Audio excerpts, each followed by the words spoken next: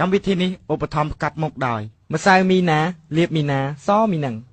Nippon Pan មាន3រសជាតិសូកូឡារសជាតិ Strawberry និងរសជាតិអូយម៉ូយ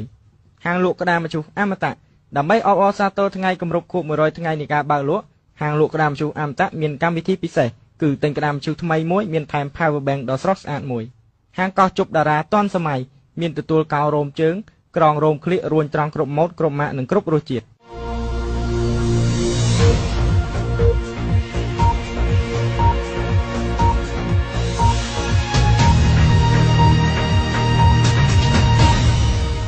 សូមជម្រាបសួរប្រិយមិត្តអ្នកស្ដាប់ដែលកំពុងតាមដានទស្សនាកម្មវិធីព័ត៌មាន4ឆ្នាំម្ដងរបស់ស្ថានីយ៍វិទ្យុកកូ The Coco Radio International FM 11 MHz ជាទីស្មោះស្ម័គ្រមេត្រីថ្ងៃនេះថ្ងៃសីល15រោចខែផល្គុនឆ្នាំមមីត្រូវនៅថ្ងៃទី29ខែកុម្ភៈឆ្នាំ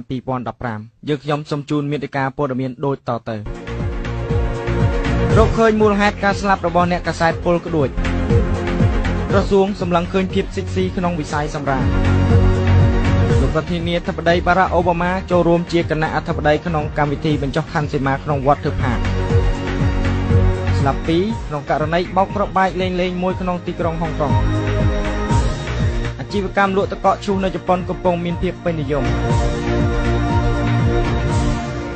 សូមជូនព័ត៌មានពិស្ដាលោកស្រីប្រិយមិត្តអ្នកស្ដាប់ជាទីមេត្រីយោងតាមលទ្ធផលដំបូងនៃការពិនិត្យសាកសពអ្នកកាសែតពលក្ដួចបានបង្ហាញថាការស្លាប់របស់អ្នកកាសែតនោះគឺជាករណីរំលោភសម្លាប់សេចក្តីរាយការណ៍ពិស្ដារដោយលោកដេរឆានការស្លាប់របស់លោកសច្ចមុនីគ្រីស្ណាដែលគេស្គាល់ឈ្មោះហៅក្រៅថាអាក្ដកដោយសារលោកជជក្ដកគឺជាករណីរំលោភសម្លាប់យកលុយនេះបើយោងតាមការអះអាងរបស់ក្រុមគ្រូពេទ្យថ្មិញបន្ទាប់ពីការធ្វើការសល់វិច័យយ៉ាងល្អិតល្អន់លើសាកសពកាលពីព្រឹកម្សិលមិញលោកអាក្ដកជាអ្នកសារព័ត៌មានឯករាជ្យរបស់កាសែតពលក្ដួចកាលពីថ្ងៃទី25ធ្នូឆ្នាំ2014លោកសច្ចមុនីគ្រីស្ណាហៅអាក្ដកបានចុះយកព័ត៌មានការកាប់ព្រៃឈើខុសច្បាប់នៅសួនសត្វភ្នំតាម៉ៅ3ថ្ងៃក្រោយមកសាកសពលោកត្រូវបានគេប្រទះឃើញស្រាបនៅនគរដោយចង់ផ្អោបនឹងដើមឈើមួយនៅក្នុងព្រៃមន្ត្រីប៉ូលីសមូលដ្ឋានសន្និដ្ឋានថានេះជាកិច្ចកម្មប្លន់យកលុយលោកសាច់អ៊ីប៉ូលីសស៊ើបអង្កេតនិយាយថាបើយើងប្រទះឃើញមានកាបូបលុយនិងកតាបដែលមានសភាពអរត់អរាយហើយជាពិសេសនេះគឺយើងឃើញមានស្រោមអនាម័យ3ប្រអប់ដែលប្រហែលជាជនដែលដល់ហ្នឹងគាត់ព្យាយាមប្លន់ហើយថែមទាំងបំផ្លាញភស្តុតាងពីព្រោះថាយើងអត់ឃើញមាន memory card នៅទីហ្នឹងទេបាទបើតាមសម្ដីរបស់លោកគ្រូពេទ្យថ្មិញបានរៀបរាប់ពីលទ្ធផលឲ្យដឹងថាមានរោគសញ្ញាជាច្រើននៅលើដងខ្លួនជនរងគ្រោះសំខាន់គឺរកឃើញថាមានដៃរលាត់ត្រង់បបោមាត់និងស្នាមរំពាត់លើដងខ្លួនជាច្រើនតាក់ទងជាមួយសាកសពជនរងគ្រោះហ្នឹងណា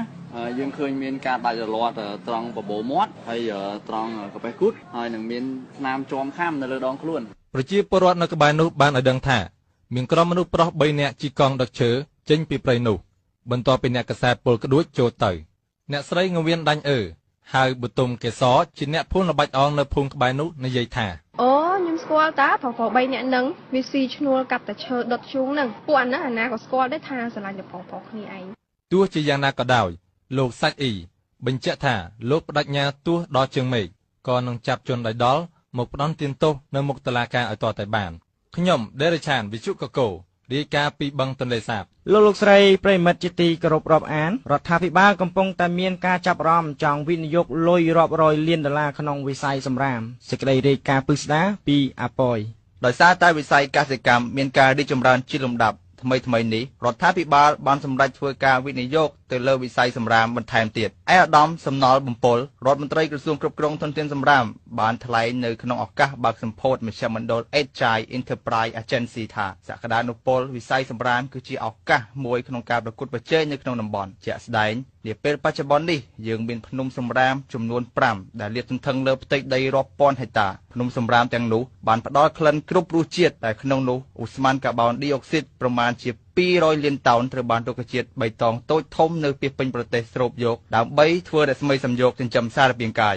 លោករដ្ឋមន្ត្រីក៏បានបន្ថែមទៀតផងដែរថាក្រសួងបាននឹងកំពុងស្មុំលុយពីប្រទេសម្ចាស់ជំនួយនានាក្នុងការទិញឧបករណ៍រំងាស់សម្រាមដែលក្រសួងក្រុងនឹងធ្វើការស្លសម្រាមដែលមានស្រាប់ដូចជាថង់ប្លាស្ទិកទូទឹកកកនិងគ្រឿងអេឡិចត្រូនិកចាស់ៗឲ្យទៅជាជីសរីរាង្គព្រមទាំងស្លស្រោមអនាម័យដែលប្រើរួចហើយឲ្យទៅជាស្ករកស៊ូដែលមានបន្ថែមរសជាតិសាច់ជ្រូកផាក់ឡូវនិងរសជាតិតុងយ៉ាំដើម្បីនាំចេញទៅលក់នៅប្រទេសជិតខាងផងដែរខ្ញុំអាប៉យ រាយការណ៍ចេញពីធុងសម្រាមនៅក្បែរបង្គន់ លោកស្រីប្រិមិត្តជាទីមេត្រីយោងតាមព័ត៌មានក្តៅហួយពីខុទ្ទកាល័យរបស់លោកប្រធានាធិបតីបារ៉ាក់អូបាម៉ាបានឲ្យដឹងថាលោកបានលួចចូលរួមក្នុងកម្មវិធីបញ្ចុះខណ្ឌសីមាមួយនៅក្នុងវត្តមួយនៅក្នុងទីក្រុងភ្នំពេញសេចក្តីរាយការណ៍ពិស្ដារសូមស្ដាប់កូកូ យោងតាមខុទ្ទកាល័យលោកអូបាម៉ាបានឲ្យវិទ្យុយើងដឹងថាលោកប្រធានាធិបតីសហរដ្ឋអាមេរិកស្បែកខ្មៅរូបនេះបានចូលរួមជាគណៈអធិបតីយ៉ាងខ្ពង់ខ្ពស់ក្នុងកម្មវិធីបញ្ចុះសីមានៅវត្តផាកកាលពីថ្ងៃបុណ្យណូអែលកន្លងទៅនេះលោកអូបាម៉ាជាមួយនឹងគ្រួសារបានចូលរួមក្នុងកម្មវិធីបញ្ចុះសីមានេះគឺដោយសារតែគ្រូទាយនៅបង់ក្លាដេសបានឲ្យលោកធ្វើដើម្បីកាត់សយក្រោយពីលោកបានចាញ់បៀលោកម៉ាមូអាបាសជំពាក់លុយតុងទីនលោកពូទីននិងចាក់ទឹកភ្លៀងចាញ់លោកស៊ីជីនភីងក៏មានផងដែរនៅអិសរាជជនល្បីល្បាញជុំវិញពិភពលោកដែលបានចូលរួមកម្មវិធីបញ្ចុះសីមានេះដូចជាលោកតិនហ្វី